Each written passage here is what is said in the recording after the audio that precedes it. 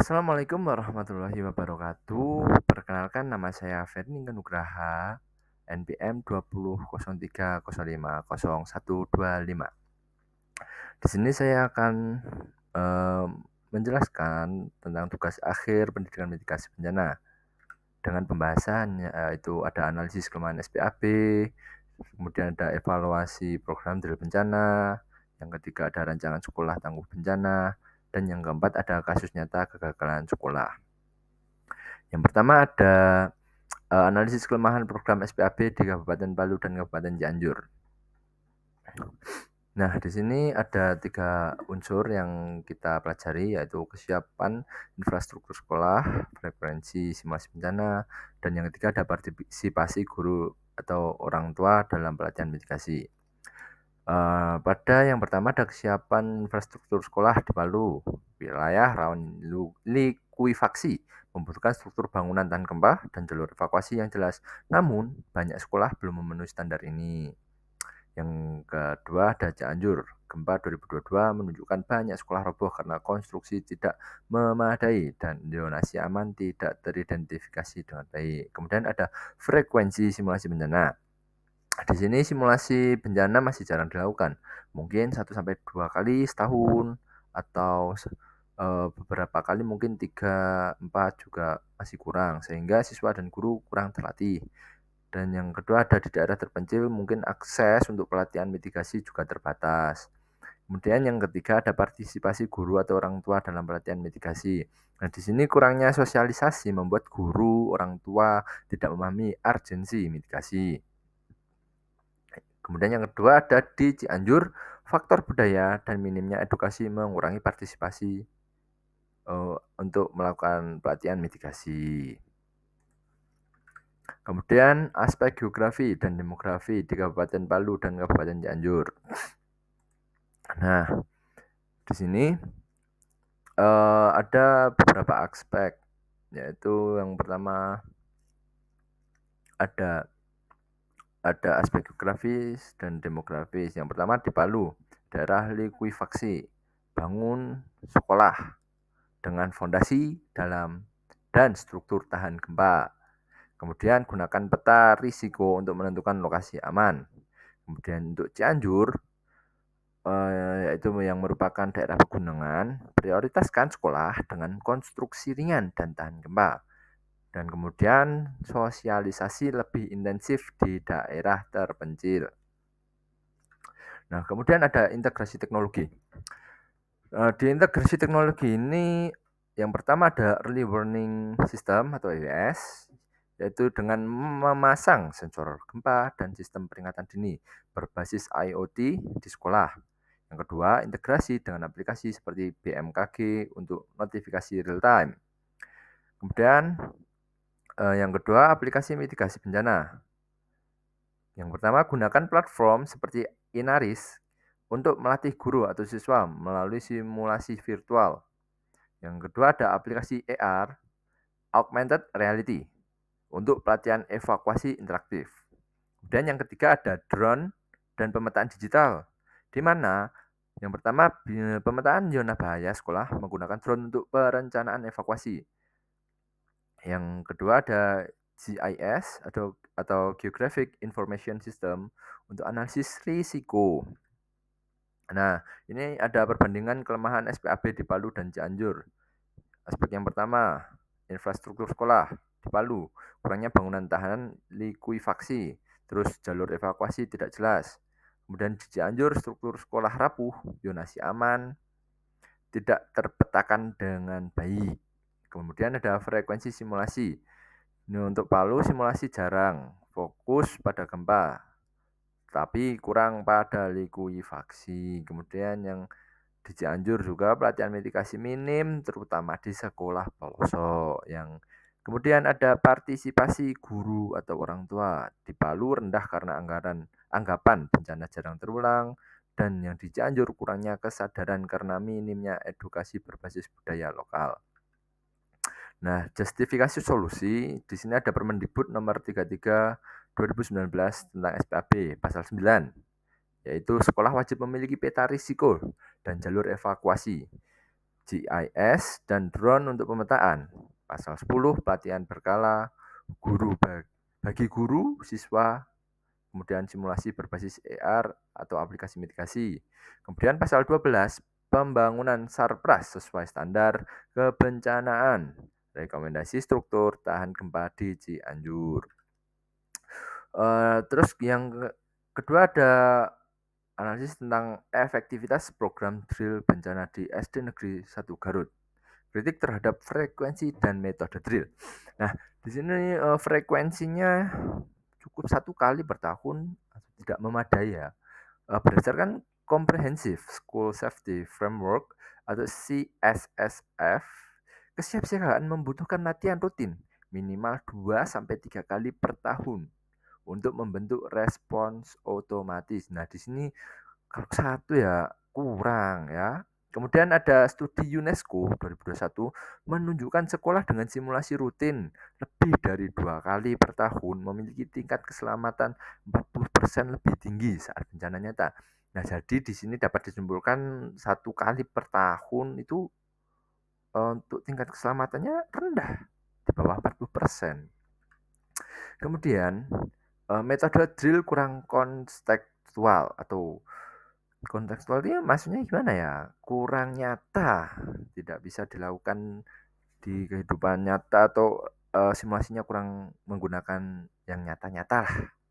Ya, simulasi hanya fokus pada tanggap darurat, misal berlindung di bawah meja, tetapi mengabaikan fase pencegahan, contoh analisis risiko kelas dan pemulihan, dukungan psikologis pasca drill. Kemudian, dampak psikologis, beberapa siswa mengalami trauma karena simulasi terlalu realistis tanpa pendampingan psikologis. Nah, di sini solusi berbasis CSSF. Yang pertama ada integrasi mitigasi ke kurikulum. Bisa menggunakan mata pelajaran IPA, materi tektonik gempa, plus praktik uji kestabilan bangunan, kemudian IPS, studi kasus bencana lokal dan kearifan tradisional. Sesuai CSSF, pilar 2, risk reduction. Kemudian B, ada peningkatan frekuensi dan variasi drill 2-3 kali per tahun dengan skenario berbeda, gempa, bakaran, banjir, dan lain sebagainya. Kemudian gunakan metode gamifikasi, misal permainan evakuasi berbasis AR untuk mengurangi trauma jika memiliki alat AR. Jika tidak, ya menggunakan nyata, tetapi menggunakan apa ya, kayak permainan di kolam renang atau di mana lah gitu. Kemudian C, keterlibatan pemangku kepentingan. BPBD, pelatihan guru sebagai trainer mitigasi. Terus orang tua, workshop bersama siswa untuk simulasi keluarga. Dan ada relawan, pendampingan psikososial pasca drill sesuai CSSF pilar 3 yaitu resilience education. Nah, kemudian ada usulan evaluasi pasca drill. Yang pertama, kuesioner siswa. Kita gunakan pertanyaan, apakah kamu merasa takut selama simulasi? Dari skala 1-5, berapa nilai yang siswa berikan? Kemudian data lapangan, SD Negeri 1 Garut 2023, 30% siswa mengaku sangat cemas. Nah, di sini sangat cemas atau kayak khawatir akan terjadinya bencana gitu. Kemudian ada observasi perilaku. Catat waktu evakuasi dan kesalahan prosedur. Contoh 60% siswa lari berhamburan. Nah, di sini harus kayak dilatih agar tidak berhamburan gitu. Kemudian yang ketiga ada forum FGD dengan guru atau orang tua. Identifikasi kebutuhan pelatihan tambahan. Nah, itu mungkin pelatihan-pelatihan yang harus ditambahkan guru saat evakuasi siswa gitu. Kemudian ada rancangan program sekolah tangguh bencana untuk wilayah pesisir rawan tsunami. Komponen program. Pertama, ada pendidikan mitigasi berbasis kearifan lokal. Gunakan cerita rakyat, adaptasi legenda lokal, misal Smong dan Simeule tentang tanda-tanda tsunami. Kemudian lagu daerah, lirik lagu evakuasi dengan nada tradisional, contoh gending tsunami di Jawa. Kemudian permainan tradisional ular tangga mitigasi dengan pesan evakuasi. Yang ke B adalah kemitraan dengan komunitas, yaitu dengan nelayan, pelatihan membaca tanda alam, yaitu air surut tiba-tiba sebagai early warning, kemudian tokoh adat, integrasi ritual tolak bala dengan simulasi bencana. Yang ketiga ada kelompok perempuan, pembuatan rambu evakuasi dari tenun lokal. Nah, kemudian ada yang kecil ada teknologi sederhana. Misal sirine botol bekas, sistem alarm dari botol plastik plus tali yang dibenturkan, terus ada rambu visual, papan petunjuk evakuasi bergambar untuk anak buta huruf, kemudian peta 3D sederhana, market risiko tsunami dari tanah liat atau kardus. Kemudian ada tahapan implementasi. Kita menggunakan 6 bulan ya. Untuk bulan pertama 0 sampai 1 bulan untuk aktivitas sosialisasi program ke sekolah, guru dan komunitas, pelaksana tim program dan BPBD. Kemudian di bulan kedua 1 sampai 2 pelatihan guru oleh BPBD tentang mitigasi tsunami dan kearifan lokal. Untuk pelaksana BPBD plus Dinas Pendidikan. Untuk bulan 2 sampai 3 yaitu workshop pembuatan alat peraga, sirine botol, peta 3D bersama siswa. Untuk pelaksana nanti guru plus relawan. Kemudian bulan 3 sampai 4 simulasi evakuasi berbasis lagu atau cerita rakyat. Untuk pelaksana sekolah plus nelayan. Kemudian ada bulan 4 sampai 5 pembuatan rambu evakuasi visual oleh komunitas. Untuk pelaksana tokoh adat plus seniman lokal. Dan bulan terakhir yaitu 5 sampai 6 yaitu evaluasi program melalui kuesioner dan uji coba sirine yaitu tim monitoring. Untuk indikator keberhasilan, yang pertama kuantitatif, 100% siswa mampu menyanyikan lagu evakuasi tsunami, 80% guru terlatih dalam simulasi berbasis kearifan lokal, yang ketiga terpasangnya 10 sirine botol bekas di titik rawan. Yang kualitatif, siswa dapat menjelaskan 3 tanda alam tsunami, wawancara acak, meningkatnya partisipasi orang tua dalam pelatihan, data kehadiran, adopsi lagu mitigasi dalam kegiatan budaya desa.